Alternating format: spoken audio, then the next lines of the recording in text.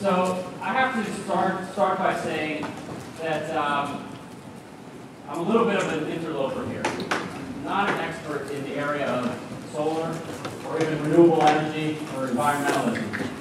I do spend most of my time talking about the economic reforms in China. And because I'm very interested in issues of industry development and the ways in which China is, in some ways, I think, supplanting what we actually are doing in a lot of different areas. One of the areas that comes up is renewable energy. So I wanted to come talk to you all today a little bit about how we can be thinking about issues of renewable energy, how we can think about where our strengths and weaknesses are, and how we might actually even be able to learn from China in ways that many people often don't expect we can. Okay, so I'm going to just jump in here and then see where we go. Now, I usually like to start this conversation by talking about a case that was in the news probably 3 or 4 months ago. I guess it was in December that Evergreen Solar announced that they were closing up shop in Massachusetts and heading to the Far East. Now, this was a particularly, I'm sure many of you know this case, but this was a particularly great, at great chagrin for the Massachusetts government, because the Massachusetts government had actually invested a significant amount in terms of tax credits and a number of other incentives for Evergreen Solar to build its photovoltaic film plant there.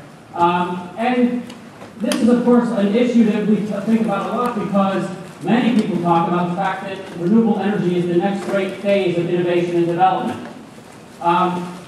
And so the story I'm going to tell is not the one that was reported in the press. The one that was reported in the press was that this was another case of the evil China stealing our jobs.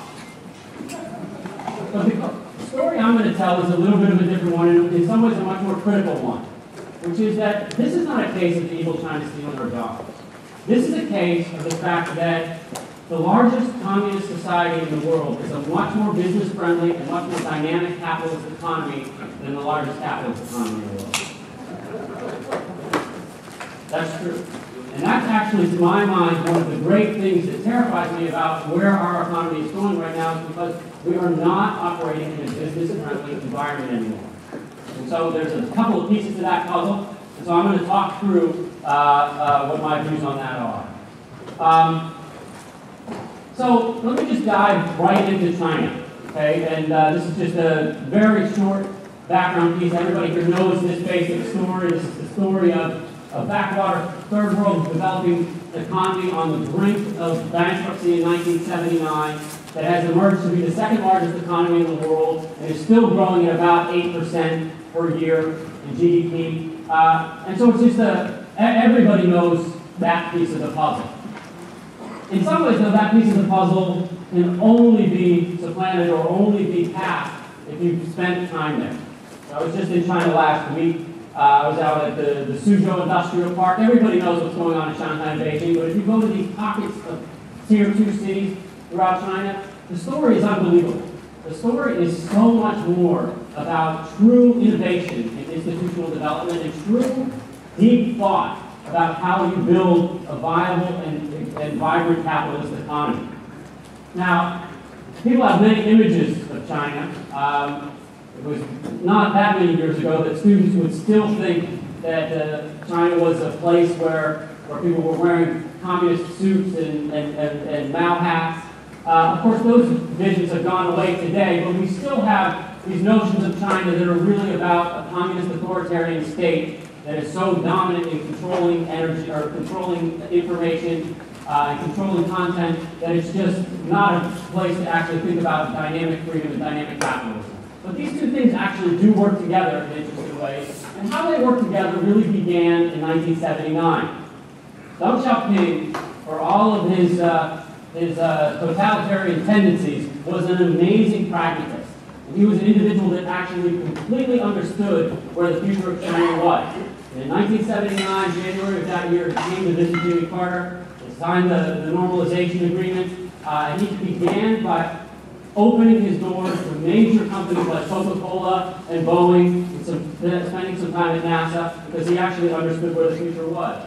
The world changed once again, however, in 2001. As a China scholar watching this, we were sort of tracking what was actually going on in terms of the pulse of how businesses were viewing China, what China's growing power was in the global economy. And the moment of 2001, I think, is just such a remarkable moment if you were paying attention during that time. And of course, in 2008, we saw the greatest coming out party we've ever seen of a nation. And from there, it's just been gangbusters. And China has really kind of, in many ways, set itself in a position of very much equaling the United States on the geopolitical power stage. So let me zero in then on this issue of renewable energy, because it is no secret, and many people have the opinion, that China is rapidly moving ahead, not just of the United States, but of Europe as well, in the area of renewable energy. And so there's an interesting question as to why, especially when a lot of that technology is developed here. Why is it that China's depth in this area is becoming such a powerhouse to contend with economically? One of the reasons that's interesting here is the constant rejoinder that what China is doing in terms of the development of this industry is unfair capitalist practice. Right? So a suit was filed in September of last year by the United States Steelworkers, which basically said, by WTO standards, what China is doing is completely unfair. It boils down to unfair market practices, mainly because the state is subsidizing and investing in this industry. And there's no doubt about that. The government is fundamentally investing in the industry. But what I'm going to make the case for here is that almost all major industries that have become powerhouse industries have had some level of help from the government, whether it's hidden or upfront subsidization. And this is just smart capitalism. This is actually the way you have to build a capitalist economy, and this is why we're losing. So let me just talk through a little bit of how that's actually happening. So in the United States, when we want to think about kind of either the history of solar energy or even just more generally how the government actually pushes organizations or pushes industries like this forward, we usually think of major symbolic acts, right? So I'm sure everybody remembers in Jimmy Carter's term when he actually had this big high-profile effort to put solar panels in the White House compound. They were taken off later by George Bush. Obama put them back. And Obama has talked about these issues of doing big things, actually really thinking about, his most recent State of the Union speech was about the we do big things, and talked about renewable energy and building in this area. But talk is cheap. The reality is that building industries, particularly industries that are based on procurement, and particularly industries that the world is uncertain of what the market is for, what the market for the product is, it takes time to actually stabilize those industries. And usually it's more time than venture capitalists alone are willing to bear. And so one of the things we see here is that, yes, China is speeding ahead, but it's because China is aggressively investing in these industries. It's particularly interesting because if you look at what the investment has been just in recent years, just last year, was a $30+ billion investment in this area. But they also have a number of companies like English Solar that has become a powerhouse in this industry. Now, English Solar is an interesting company as well, because even though it's a publicly traded firm on the New York Stock Exchange, this is a company that is fundamentally controlled by the State-Owned Asset Supervision and Administration Commission, which makes some investors nervous. In my mind, if you want to co-invest with China, SASIC is your best bet. SASIC is a good asset management company. They're a state-owned asset management company, but they are the people who really think deeply about industry development. They also think about what they want to put forward. I thought it was particularly poignant from my perspective that in the World Cup, China was marketing renewable energy. We were marketing McDonald's. So let me just tell you two quick stories. One of them I've already mentioned, but another is a story about how this actually happened. So not long ago, I was talking with Chad Holliday, who I'm sure many of you know, who was the chairman and CEO of DuPont. We were talking about these issues, and I was expressing the concern over where the U.S. economy is going, and in particular, we were talking about evergreen solar. And he said, let me tell you a story that's actually very parallel to that. He said, you know, I was towards the end of my career at DuPont. I was thinking about doing the final deal. We were going to build a photovoltaic dome plant. We didn't know where to build it. Frankly, if I would have wanted to build it in the United States to help jobs and help the industry, I wouldn't have known who to call, actually, because just the outreach from the government in terms of deals that we could get is just not as aggressive as the parties. China and Singapore heard that we were in the market for a new plant. They came after us. A bidding war ensued. And then eventually we started building this plant in Guangdong. Now, of course, this was about 2007. 2008, they had massive plans in place, and the world economy goes crisis. And so Chad called up the people in Guangdong and said, I think we need to scale back. I think that this is just, you know, we're a little bit worried about it. They said, what would it take for you to not scale back? I said, well, guaranteed procurement would be nice. And the Chinese said, done. Don't even worry about it. So that's the friendly business environment piece for building an industry. Now, there's also the unfriendly business environment piece that I think we cannot forget. And we need to, you know, sometimes when I give this talk or talk about things like this, people perceive it as very un-American.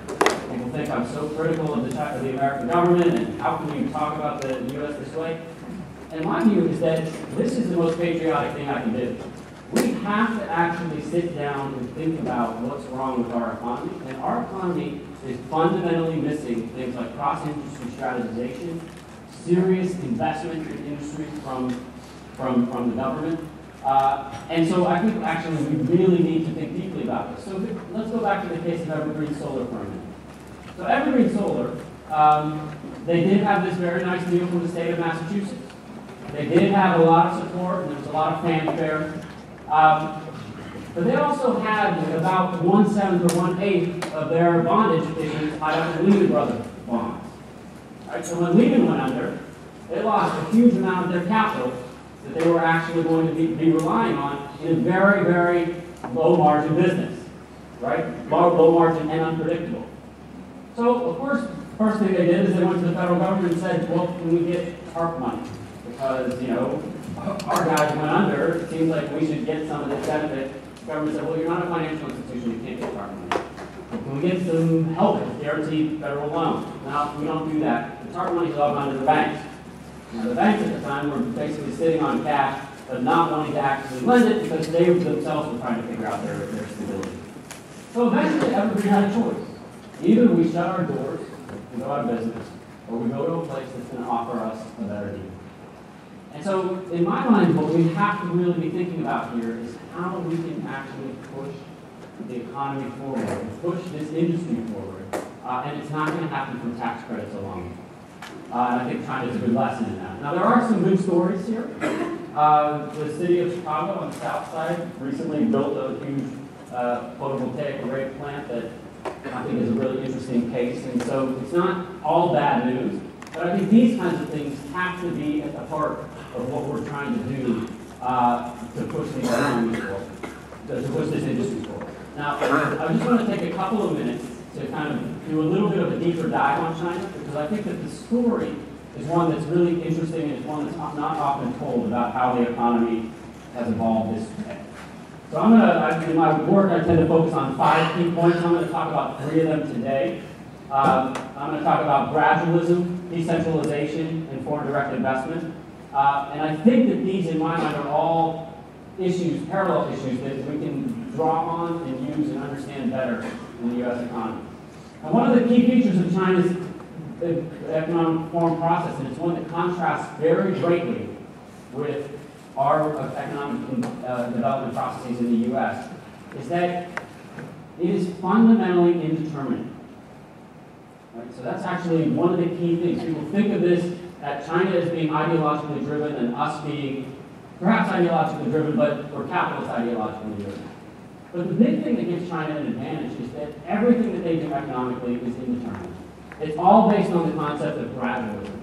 Deng Xiaoping actually coined a term that he used to say over and over again, that their economic system was about what he called groping for stones to cross the river, which means essentially you're feeling your way across this river. You know on the other side of that lies great economic prominence and maybe world dominance, But you don't know how you're going to get there until you actually see how the institutions and how the industries are working, right? So each step is a little bit of feeling your way across this torrent, right? On the other hand, from our perspective, I think we're often driven by this notion that there are certain core tenets of how a capitalist economy works, and we should just adhere to those tenets and everything will be fine. Governments are bad, the private sector is good. Investment in industry needs to come from venture capital. Any role that the government plays is just an overreaching of its mandate, etc.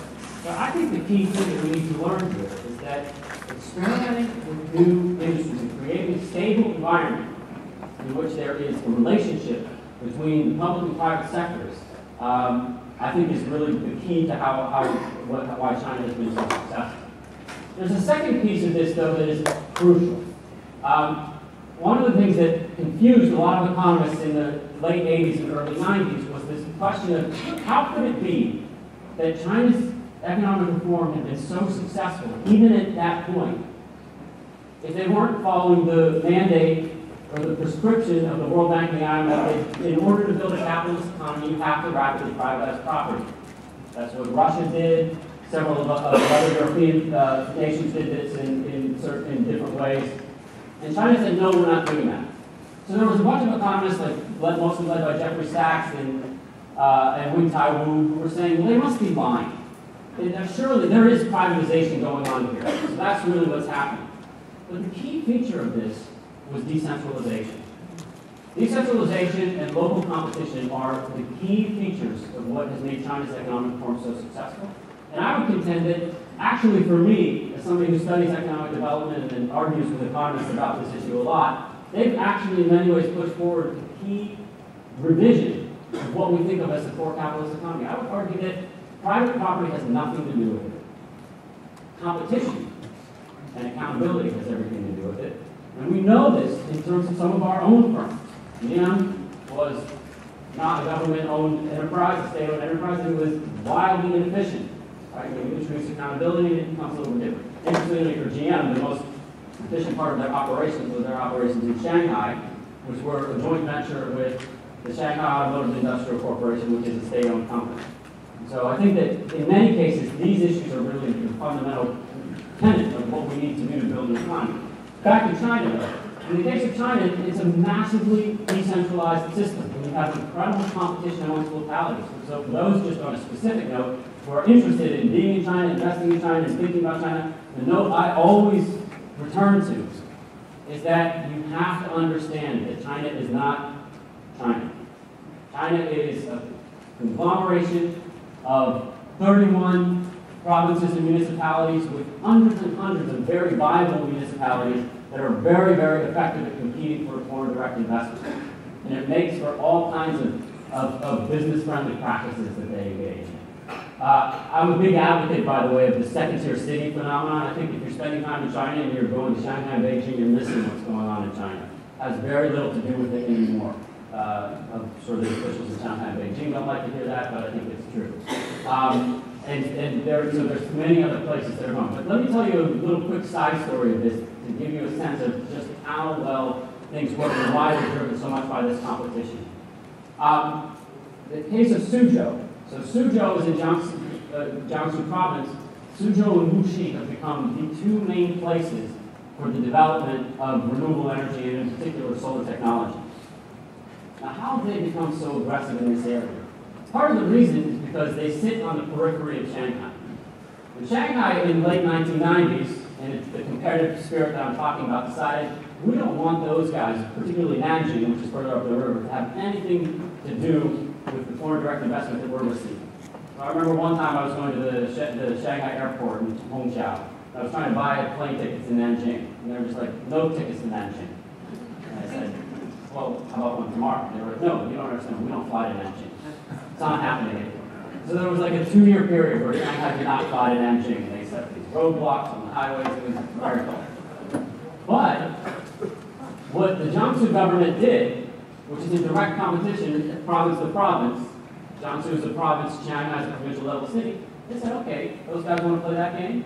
We're going to take this Mayor Zhang, who's a young mayor, up-and-coming star, in Suzhou. We're going to broker a relationship between him and the Singaporean government. We're going to help him get a $9 billion investment. And we're going to build a Singapore Suzhou industrial park that is going to be the best place to do business in the world. And when you talk to managers who work in there, they'll talk to foreign direct investors who have decided to locate in Suzhou, which for a while became the #1 destination of foreign direct investment in China. They will tell you that this is not just the best place to work in China. It is the most efficient place to work in the world. And so then, when a place like this starts investing in renewable energy and in solar technology, there's no stopping them. Now, I also want to mention a couple of other things that I think are key to this. I mentioned a few minutes ago the State-Owned Asset Administration, State-Owned Asset Supervision and Administration Commission, which is, in a hidden way, the main shareholder of English Solar. But SASIC is everywhere in China. So there's a central SASIC, which is basically broke off from the Ministry of Finance and became an asset manager. And it is the major shareholder in every blue chip company coming out of China, with the exception of a few of the privates. Right? So every one of the blue chip companies that comes from the state sector, PetroChina, Ingli, all of the ones that are listed on the New York Stock Exchange, these all are majority owned by SASIC. Now this has made some investors nervous, but investors who actually spend time sitting down with the SASIC people, they get that these guys understand doing business, but they don't only understand doing business, they understand cross-industry coordination, they understand macro-level strategizing for industries, and they have a very, very strong lobby with the government. So people like Warren Buffett, who became a major co-investor with SASIC when he bought 10% of PetroChina's shares at that IPO, I think really makes this point. And so I also just finally want to mention this issue of cross-industry strategization. Cross-industry strategizing is something that we used to do in this country quite a bit. There used to be, even here in Washington, D.C., the Federal City Council used to play this kind of role, where people would actually sit down together from across industries and think, what are we actually doing to create what we would today disparagingly call China Inc. Right? We think about China Inc. It makes everyone mad. I've had enough executives from the oil industry in my classes who will say, the whole thing is so unfair because we're competing for contracts in Africa, and China is coming in there with oil and airlines, hotels, and everything else, and how can we compete? And to my mind, I think, well, maybe we should start having more cross-industry coordination. Maybe that would actually be a better, more attractive package. The final issue that's so crucial here, though, is partnerships with foreign direct investment. Now, China makes no bones about it, and I know many people are very concerned with the loss of intellectual property rights. And it is definitely something to be concerned about, although from China's perspective, they're quite clear on the quid pro quo here. The basic position is you want access to our market, you're going to make money, but you're also going to turn the technology over to us eventually. And so, their view with companies like Motorola and Cisco and others has been, look, if you don't want to play that game, that's fine. You don't have to have access to our internal markets. Now, that changed a little bit after 2001 because of the WTO accession. Many people still think their position on it in terms of procurement is quite unfair. And I think that's a debatable point. I think it may be. But that's sort of their position on these issues. But if you look at companies who have cracked the nut on this, companies like Intel, companies like IBM, their position has been, we know that our IPR is going to go out the door. But what we also know is that there is an incredible dynamism that's happening here. And we actually want to be a part of that dynamism. As long as we stay 2 steps ahead in terms of our intellectual property development, we're going to be fine. And so I think that there's something that's very important there that has to do with questions of foreign direct investment. But the second piece of foreign direct investment that is my particular hobby horse right now is that if we can't figure out how to open our economy up to foreign direct investment coming back, we may as well give up. Because this is actually, we've seen this show before. In the 1980s, Japan was sitting on a tremendous amount of treasuries, a tremendous amount of our debt, but also a tremendous amount of cash. And they were looking for places to put that cash. Now, they did build some plants, some Subaru plants and some Toyota plants in the Midwest. They bought Pebble Beach. But for the most part, I remember that time as the U.S. reacting very negatively culturally to the idea that Japan would be coming in here and co-owning business with us. We're in that space again today. Occasionally, a major moment, a major opportunity will come up in which China wants to buy, say, Unicom, the Chinese National Offshore Oil Corporation, put in a bid to buy Unicom in 2005. Congress stepped in and said, can't do it. We can't allow that to happen because it's a national security issue. We can't have a Chinese company, state-owned company, owning our oil. Okay, fair enough. But then Haier wanted to buy Maytag, right? Are washing machines a security risk? I'm not sure what the... Now that deal actually never got to an official congressional quashing of the deal, but it was threatened, and they left. Now Haier is a company that has become successful in the U.S. precisely because they invested $40 million in an R&D facility in North Carolina. Essentially, I'm guessing doing so to quell Jesse Helms, the late Senator Jesse Helms' concerns about China. But we're sitting in this moment again today. Think about the Huawei attempt to buy Freedom. This was a $2 million deal to basically buy some positions that would allow them procurement opportunities in the United States. It had very little to do with technology. Now, Huawei has been in trouble in lawsuits with both Cisco and Motorola, both of which have been settled by now. And there's concerns about Huawei because it's not a publicly traded company, and so the transparency is less than most publicly traded companies. But the question that is before us, I mean, first of all, Huawei has basically said, we will open our books. We will do it. Whatever you want to see from us, we will make it transparent to you because we want to be partners with the United States. The United States is basically saying, no, we don't actually want you. Now, my fear is that how many times can we turn away the largest cash, the largest amount of cash that's in the world, the Chinese are sitting on it. And the only way to rebuild jobs in this country is to actually attract that capital back here. Eventually that capital is going to go to Europe. Right? Eventually they will get frustrated and they won't stay here. And so I think that that's a major issue about foreign investment. Now the interesting thing to me is that we built industries this way before. We led the world into it. We had the greatest auto industry in the world for decades precisely because of government leadership, cross-industry strategization, and basically investment, hidden investment in this case because the government built all the roads.